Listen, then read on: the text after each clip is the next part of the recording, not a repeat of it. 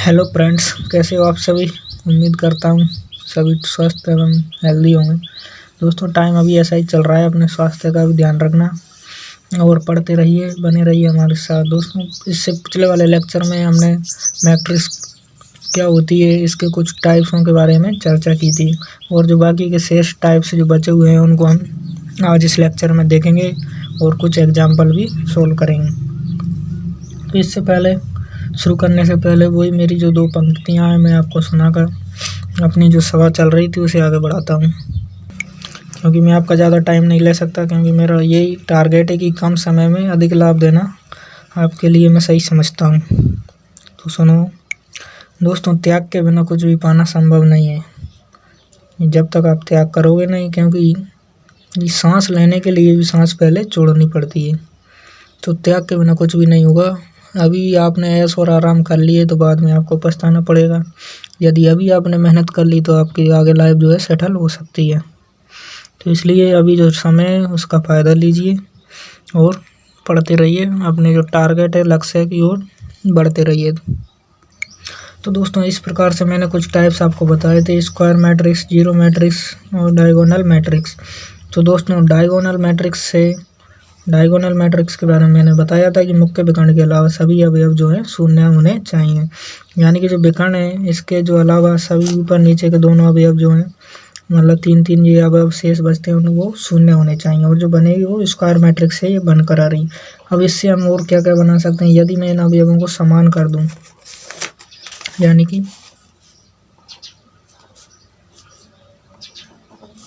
जैसे 2 2 2,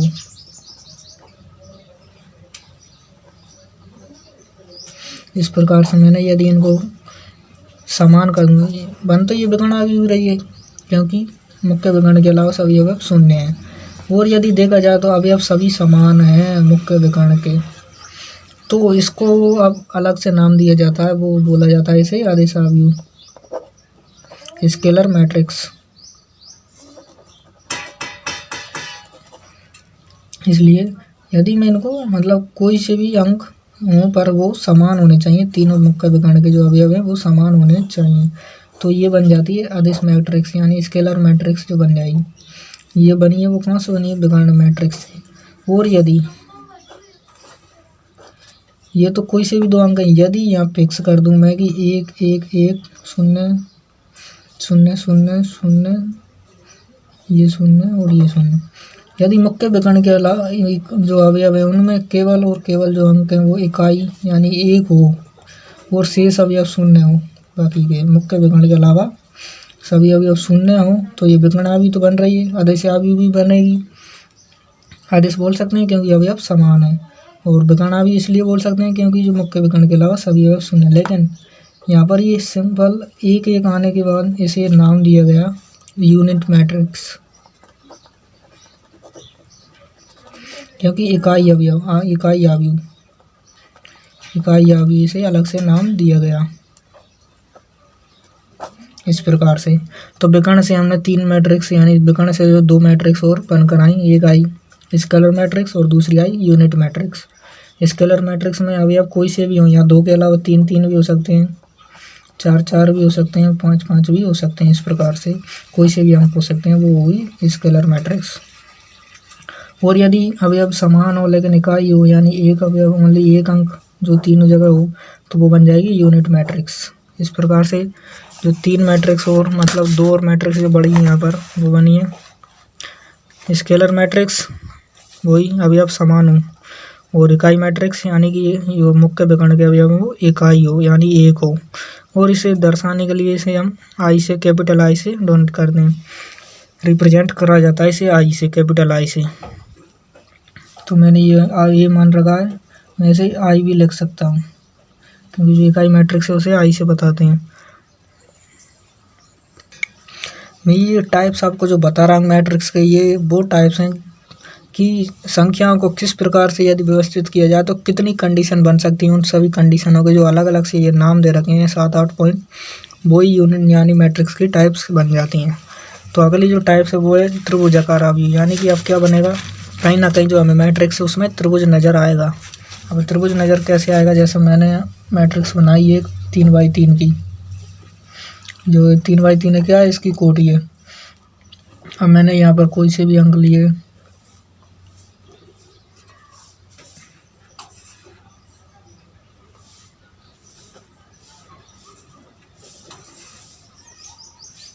इस प्रकार से। तो देखो अब ये यहाँ पर कुछ भी नहीं है, तो देखो ये जो विकर्ण हुआ और ये ऊपर का जो त्रिभुज बन रहा है, इसके अलावा जो नीचे के शेष अवयव हैं वो शून्य है, यानी कि जो 3 अवयव वो हैं शून्य है। तो ये सब बोला जाएगा ऊपरी त्रिभुजाकार आव्यूह।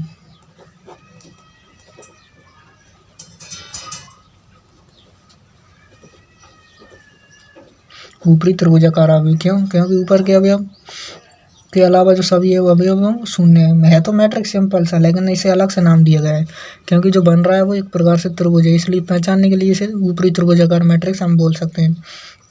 और यदि अब ये कंडीशन यहाँ पर बन जाए, जैसे 0 3 0 यहाँ पर नहीं है, 2 3 4 5 6 7, इसके अलावा ये जो अवयव है वो शून्य बन जाए, यानी ये नीचे वाला अब ये विकर्ण, यहाँ ये त्रिभुज बनेगा और जो अवयव है वो बाकी के शेष जो शून्य हो, तो जो बनेगा वो निचला त्रिभुज, यानी निचला जो त्रिभुजाकार आव्यूह। तो इस प्रकार से जो त्रिभुज में भी 2 कंडीशन बनती हैं, ऊपरी त्रिभुजाकार जिसमें ऊपर के इसमें विकर्ण के नीचे के अवयव शून्य है, यानी ये वाले जो नीचे के अवयव हैं वो शून्य है, ऊपर त्रिभुज बनेगा ये। इसी प्रकार ये कंडीशन नीचे भी बन सकती है ये वाली, तो इसे निचले त्रिभुज यानी निम्न त्रिभुजाकार आव्यूह बोल सकते हैं। अब यदि कोई आपको 2 मैट्रिक्स दी और आपको पूछे कि ये मैट्रिक्स समान है या असमान, तो उनके लिए किस प्रकार से पहचानते हैं। देखो पहले मैं बात कर रहा हूँ तुल्यकारी आव्यूह। तुल्य और समान दोनों अलग अलग है, तो पहले हम तुल्यकारी मैट्रिक्स देखते हैं। अब देखो ये कोई मैट्रिक्स 4 5 6 7, 2 पंक्ति 2 स्तंभ 2/2 की आव्यूह, और एक है 2/2 की ये वाली आव्यूह। अब हमें ये देखना है कि ये समान है या तुल्य है। तो दोस्तों तुल्य देखने के लिए इनकी कोटि को देखा जाता है। तुल्य में आपको अवयव जो हैं वो मिलाने नहीं है, आपको केवल और केवल उसके जो रूप है, यानी कि वो कितने बाई कितने की मैट्रिक्स है उसको आपको देखना है। तो ये 2/2 की, यानी इसमें भी 2 पंक्ति और 2 स्तंभ। मैंने बताया कि ये पंक्ति को आई से और जे से, यानी कि जो पंक्तियों को बताते हैं और जो क्रम लिखते हैं वो होता है m क्रॉस n। जो m होता है वो पंक्तियों की संख्या, n होता है वो स्तंभों की संख्या। तो इसमें 2 पंक्तियाँ और 2 स्तंभ है, इसमें भी वही चीज़ है, 2 पंक्ति और 2 स्तंभ। तो इनका यदि क्रम समान हो तो ये जो है तुल्य मैट्रिक्स कहलाएंगी। तुल्य मैट्रिक्स यानी कि तुल्य आव्यूह। इसे मैं समान नहीं बोल रहा दोस्तों, समान बोलने में चक्कर पड़ जाएगा। समान क्या होती है वो अभी मैं बताता हूँ आपको। अब देखो ये तो हमारी हुई थी तुल्य मैट्रिक्स। तुल्य मैट्रिक्स से हमने ओनली क्रम को समान बताया था, यानी क्रम जो है समान होना चाहिए। अब यदि मैट्रिक्स को समान करना है तो समान करने के लिए दोस्तों उनके जो अवयव हैं उनकी पोजीशन के अनुसार बराबर होने चाहिए, यानी कि A11 पर जो अंक है वो है 4 और इसमें भी A11 पर जो अंक है वो 4 है। इधर A12 पर जो अंक है वो है 5 और इधर भी A12 पर जो अंक है वो 5 होना चाहिए, यानी कि प्रत्येक, यानी कि जिसकी जो पोजीशन है उसी के समान इधर दूसरी आव्यूह में यदि अंक है और उनका जो क्रम है वो भी यदि समान है तो इन्हें बोला जाएगा समान मैट्रिक्स। समान यानी कि इक्वल हम यहाँ पर लगा सकते हैं दोनों मैट्रिक्स के। ये अवयव ये इसके बराबर, ये यहाँ पर ये 6 है, ये इसकी पोजीशन क्या है A21। तो A21 यानी कि दूसरी पंक्ति पहला स्तंभ, तो यहाँ पर भी दूसरी पंक्ति का जो पहला अवयव है वो 6 होना चाहिए, 6, जब इसे हम समान मैट्रिक्स बोल सकते हैं। तो आप समझ गए होंगे कि तुल्य और समान में क्या अंतर है। आगे बढ़ते हैं दोस्तों। अब मैंने एक मैट्रिक्स बनाई 3/3 क्रम की। अब इसमें किस प्रकार की क्वेश्चन पूछ सकता है कि उसने मैट्रिक्स आपको दे दी है, अब इसकी पूछ रहे कि इस मैट्रिक्स की जो है कोटि बताओ। तो कोटि क्या होगी, 3/3 की कोटि बनेगी। अभी अब कितने हैं तो मैंने आपको बताया था m क्रॉस n करना, यानी कि m और n क्रॉस करके जो मान देगा वो इसके अवयव होंगे। तो 3/3 के 3 3 9, तो 9 अवयव इसमें होंगे। और अब ये अवयव की पोजीशन भी पूछ सकता है, यानी A32 यानी कि तीसरी तीसरी पंक्ति और दूसरे स्तंभ का जो अवयव है कौन सा हो, तो पहले देखो पहली पंक्ति, दूसरी पंक्ति और ये तीसरी पंक्ति। अब इसका दूसरा स्तंभ, तीसरी पंक्ति आ गई, दूसरा स्तंभ तो A/3 का मान जो होगा ये 3/2 का होगा -3। इधर देखो दूसरी पंक्ति चाहिए और पहला स्तंभ चाहिए, तो दूसरी पंक्ति हुई ये वाली और पहला स्तंभ, तो पहला स्तंभ ये वाला है ऊपर से 2 और ये 3 स्तंभ है, 3 पंक्तियाँ। तो इसने पूछा है A21 यानी दूसरी पंक्ति पहला स्तंभ, तो दूसरी पंक्ति ये वाली, पहला स्तंभ ये वाला, तो जहाँ पर कटा वही वाला पॉइंट हमें लेना है 6, तो इसका जो मान होगा वो 6। इसी प्रकार A23 यानी कि दूसरी पंक्ति तीसरा अवयव, तो दूसरी पंक्ति ये वाली, इसको फिर इस तीसरे स्तंभ की बात की तो इस प्रकार से काट दो, जो दोनों यहाँ पर जो कटेंगी वो जो पॉइंट जो आएगा हमारे पास वो आएगा -1। तो A23 की पोजीशन कौन दे, -1। इस प्रकार से हम इनके जो है पोजीशन निकाल सकते हैं। आपको मैं समझा चुका हूँ। जो A3 ये क्या है, AIJ क्रम है, यानी कि आई पंक्ति जेवा स्तंभ का जो अवयव है वो हमसे पूछ सकता है। अब दोस्तों मैं एक क्वेश्चन आपके लिए लेकर आया हूँ कि यदि आपको अवयव दिए जाएं और आप मैट्रिक्स किस प्रकार से बना सकते हो, यानी कि हमें दिया ये 3/2 की एक मैट्रिक्स का निर्माण करना है और जिसके जो अवयव की कंडीशन है वो ये फॉलो होनी चाहिए। तो अब इसको किस प्रकार से सोल्व करते हैं, तो देखो ये 3/2 देने का इसका मतलब क्या है, इसने बता दिया हमारे लिए कि जो आप मैट्रिक्स बनाने जा रहे हो उसमें जो पंक्तियां आपको बनानी है वो बनानी है 3 पंक्ति बनानी है, और इसका जो मतलब है वो उसने बता दिया कि 2 स्तंभ होने चाहिए। तो अब हम यहाँ समझ गए कि जो आई का मान है यानी जो पंक्तियाँ होंगी वो अधिकतम 3 और न्यूनतम 1 2 3। दोस्तों आई और जो जे है वो बिलोंग करता है नेचुरल नंबर से, यानी कि इसका जो मान होगा आई और जे का वो न्यूनतम 1 से प्रारंभ होकर इनफाइनाइट तक जाएगा, 1 2 3। आप समझ गए कि आई और जे है वो नेचुरल नंबर से आएंगे। नेचुरल नंबर में शून्य नहीं आता है, यानी कि यदि शून्य होगा तो पंक्ति होगी नहीं, तो हम मैट्रिक्स कहाँ से बनाएंगे, इसलिए जो आई और जे है वो नेचुरल नंबर से आएंगे। अब हम समझ गए कि जो आई और जे है, तो आई का मान इसने बता दिया कि अधिकतम 3 होना चाहिए, तो 1 2 3 हो गए। और जो स्तंभ है यानी कि स्तंभ अधिकतम कितने होने चाहिए, तो वो बता दिया इसने 1 और 2। अब इसमें हमें प्रत्येक कंडीशन पुट करनी है, यानी कि आई से उठाया मैंने 1 और जे से उठाया 1। अब यहाँ लगाओ इसको, इसमें मान पुट करो 2।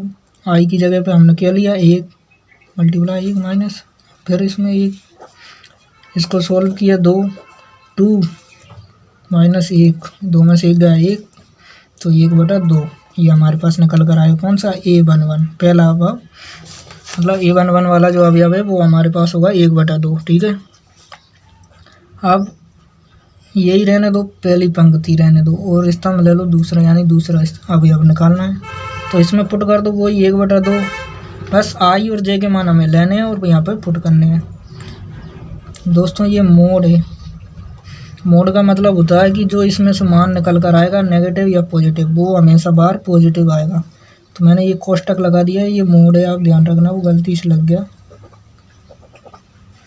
तो मोड 2 मल्टीप्लाई, अब आई का मान तो 1 है, माइनस जे का मान क्या है, यहाँ जे का मान जो है यहाँ पर 2 है, जे स्तंभ है ना जे, और ये आई, तो जे रखो 2 मोड है बराबर, अब 1/2 मल्टीप्लाई, अब 2 यहाँ पर और 2 यहाँ माइनस करेंगे 0 से गुणा करेंगे 0, यानी कि जो A12 वाला अवयव आएगा वो 0 आएगा। इस प्रकार से आप निकाल सकते हो। A1 का निकाल लिया, 1 रहने दो, यानी अब जे का मान और अधिक हम नहीं कर सकते, 2 ही है ना हमारे पास, इसने कंडीशन लगा रखी है 3/2 की दी है, तो जे का अधिकतम जो है 2 हो सकता है मान।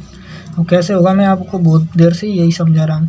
अब हम चलते हैं यानी कि आई का जो मान 1 तो रख लिया, अब 2 रखते हैं, 2 रखा फिर 1 रखा वापस। अब इसको निकालो 1/2 मल्टीप्लाई मोड 2 मल्टीप्लाई आई का मान पुट करो 2 माइनस जे का मान है 1, 2 दूनी 4, 4 में से 1 गया 3, तो 3/2। इसी प्रकार 2 रखा यहाँ पर वापस 2, वही 1/2 मोड 2 मल्टीप्लाई, अब आई का मान क्या है 2 माइनस 2 कर दो, 2 दूनी 4 में 2 गए, 2/2 करेंगे तो 1 आएगा निकल कर। इसी प्रकार अब अधिकतम जे तक पहुंच गए। अब पंक्ति का मान हम 3 ले सकते हैं क्योंकि दिया है हमारे पास। 3 वापस 1 रखा बराबर 1/2। 2 मल्टीप्लाई आई का मान कितना है अधिकतम 3 यहाँ पर दिया है, माइनस ये हम इस वाला यानी 3y तीसरी पंक्ति और पहले स्तंभ का अवयव निकाल रहे हैं। तो 1 माइनस बराबर 3 दूनी 6 में से 1 गया 5, 5/2।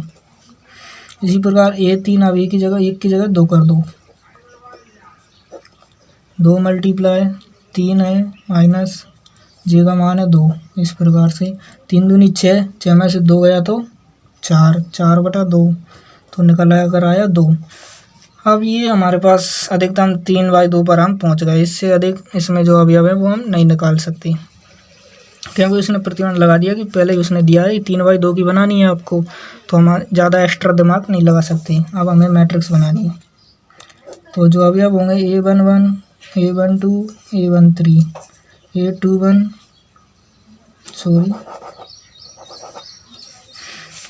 पंक्तियाँ तो हमारे लिए 3 लेनी है लेकिन स्तंभ भी 2 हैं।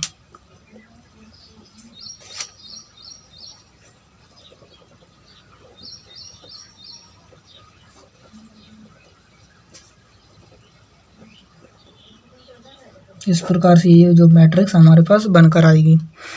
अब इनकी जगह पर जो है मान पुट कर दो, बस मान पुट करना है और आपको जो मैट्रिक्स बन जाएगी वो बनेगी 3/2 की, यानी कि 3 पंक्तियाँ हैं 2 स्तंभ हैं। इस प्रकार से आप मैट्रिक्स बना सकते हो। तो इस प्रकार से ये क्वेश्चन है जो बुक्स में दिए हुए हैं उनको हम सोल्व करेंगे। अगली जो लेक्चर बनेगा उसमें शायद 3.1 जो है सोल्व हो सकती है। मैं कोशिश करूंगा कि आपको एक लेक्चर में उसको पूरा कंप्लीट करा सकूं। तो दोस्तों इस प्रकार से यदि क्वेश्चन आए तो आपको घबराना नहीं है। यहाँ पे आपको देगा वो आई और जे के मान कितने हो सकते हैं, इस प्रकार से आपको निकालने हैं। यहाँ 3 दिया है तो अधिकतम आई के मान 3 होंगे, 2 दिया है तो जे के मान अधिकतम 2 होंगे। इस प्रकार से एक एक करके उनको पुट करो। हम समझ गए 3 दूनी 6 यानी कि 6 अवयव हमें निकालने हैं। यहाँ पर हमने निकाले भी हैं 1, 2, 3, 4, 5 और 6 अवयव हम निकाल चुके हैं। अब इनको इन वाली पोजीशन पर हमें पुट करना है। अब ये किस प्रकार से बनाई तो हम देखो, 3 पंक्तियाँ लेनी है तो 3 तो पंक्ति बना लो, समझ जाओ। 2 स्तंभ तो यहाँ से 2 स्तंभ रखने हैं। यहाँ पर मैं जो बना रहा था वो 3 पंक्ति और 3 यानी कि 2 पंक्ति और 3 स्तंभ का बनने वाला था, इसलिए वो गलत था। ये वाला जो है वो सही रहेगा 3/2 का ये है। यदि 2/3 की बात करता तो भाई ये वाली पोजीशन बनती। धन्यवाद दोस्तों, बने रहिए हमारे साथ, पढ़ते रहिए, मस्त रहिए। आपको इस प्लेटफॉर्म पर अब जो है 12th की मैथ जो है उपलब्ध हो रही है। साथ में मैं कोशिश करूँगा फिजिक्स केमिस्ट्री की भी। धन्यवाद।